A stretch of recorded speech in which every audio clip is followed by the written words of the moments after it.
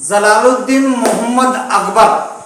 जी हाँ, आज की श्रृंखला में हम उसी मध्यकाल में चलेंगे और वो काल होगा 1526 से 1606 तक।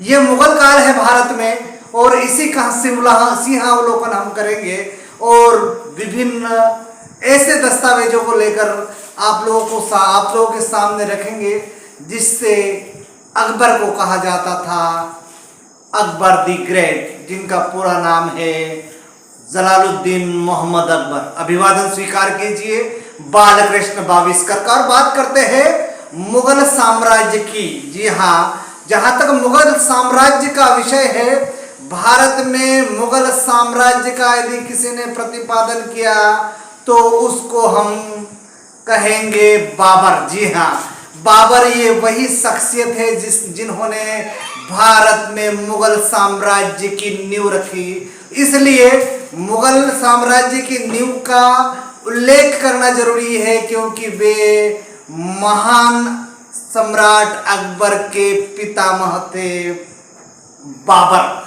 तो बाबर ने भारत में आक्रमण किया और आक्रमण करने के पश्चात उन्होंने भारत को ही अपनी कर्म भूमि बनाने की ठान ली और इसके सारे दस्तावेज, यदि मध्यकाल के सारे दस्तावेज, सारे अभिलेखों, सिक्कों और उनके जो ऐतिहासिक स्रोत है वो सर्वाधिक यदि प्राप्त होते हैं तो वो मुगल काल के संदर्भ में। इसलिए शुरुआत करते हैं बाबर से।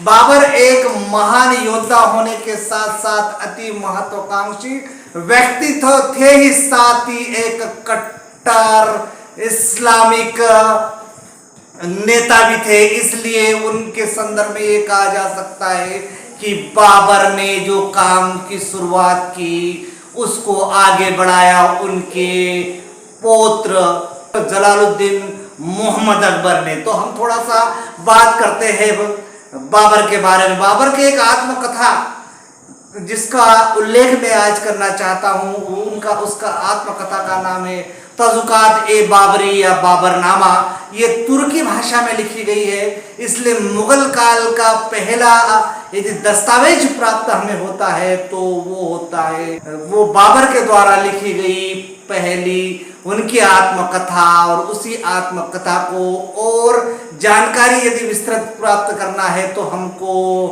हुमायूं नामा को भी पढ़ना पड़ेगा, क्योंकि हुमायूं नामा लिखा था हुमायूं की बहन गुलबदन बेगम ने और उसी स्रोतों के माध्यम से और मुगल काल के संदर्भ में तथ्यात्मक जानकारी हमको मिलती है।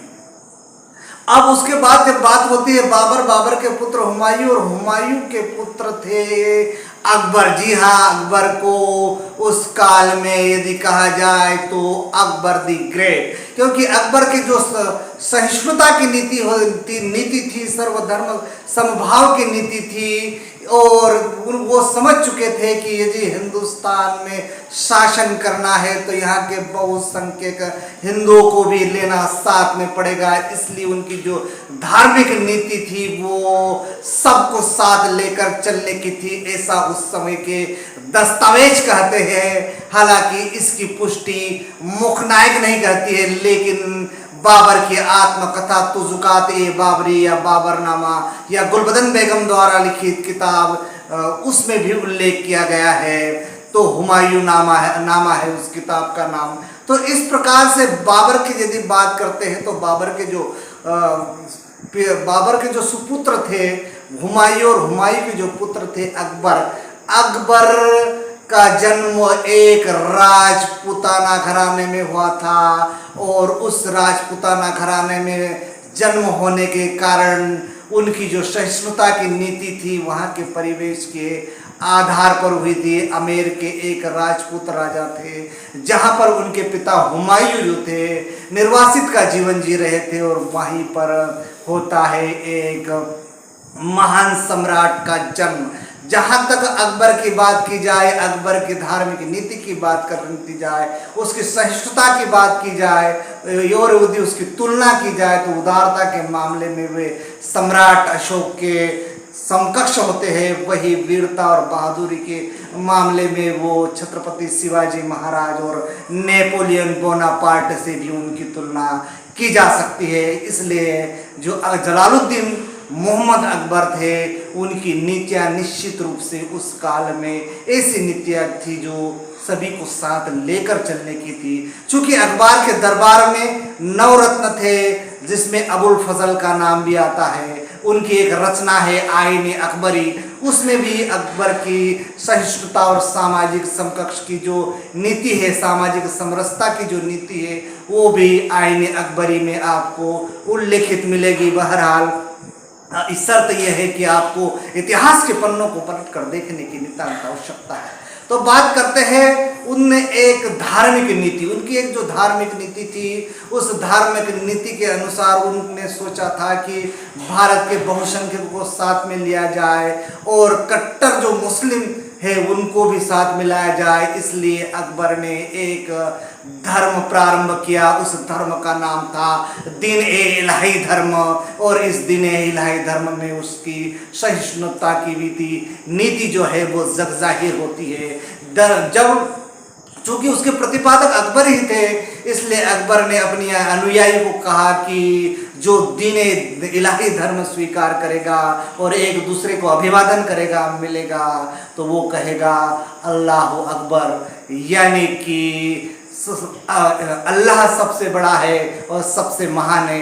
यही दीन-ए-इलाही धर्म का मूल वाक्य था और इसी से वे एक दूसरे को अभिवादन करते थे।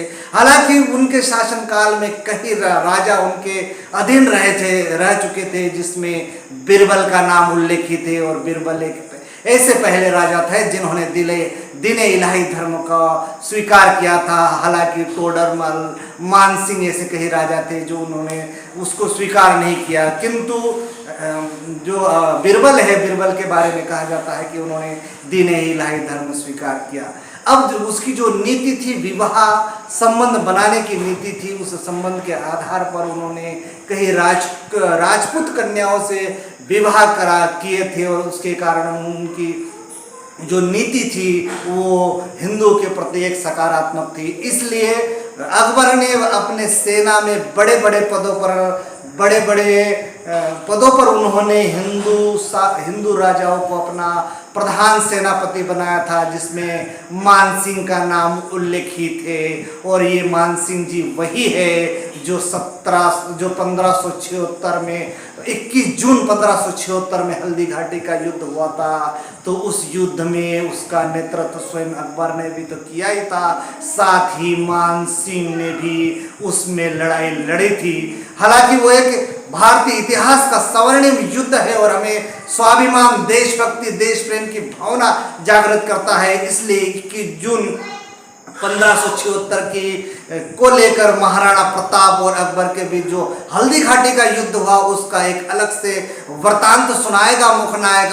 बहरहाल हम अकबर के उन महान कार्य को भी याद करेंगे। अकबर के धार्मिक नीति का एक और पहलू यह है कि अकबर ने एक जो कठोर कर व्यवस्था थी, जो केवल हिंदुओं से ली जाती थी, उस कर का नाम था जजिया कर। अकबर ने जजिया कर का उन्मूलन कर दिया, उसको समाप्त कर दिया। इसलिए हिंदू राजा या हिंदू जनता को उनके प्रति एक सकारात्मक दृष्टिकोण रहा। तो ये थे जलालुद्दीन मोहम्मद अकबर। नमस्कार।